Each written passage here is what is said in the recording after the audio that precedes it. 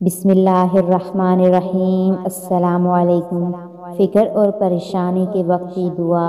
حضرت عبداللہ بن عباس رضی اللہ تعالی عنہ سے روایت ہے کہ رسول اللہ صلی اللہ علیہ وآلہ وسلم کو جب کوئی پریشانی لاحق ہوتی تو زبان مبارک پر یہ کلمات جاری ہوتے: بسم اللہ الرحمن الرحیم، لا الہ الا اللہ العظیم الحلیم، لا الہ الا اللہ رب العرش العظیم، لا الہ الا اللہ رب السماوات و رب الارض رب العرش الکریم۔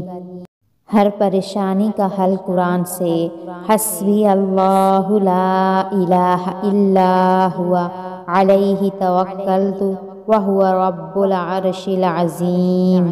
اس آیت کو صبح و شام کم سے کم 7 مرتبہ پڑھیے، انشاءاللہ جلد ہی پریشانی کا حل نکل آئے گا۔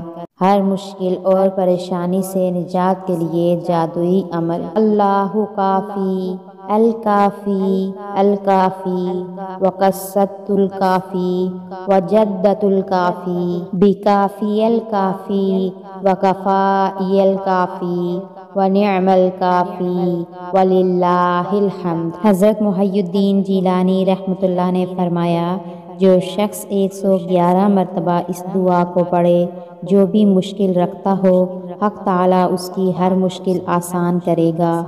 جو کچھ میں نے پایا اس دعا کے پڑھنے سے پایا۔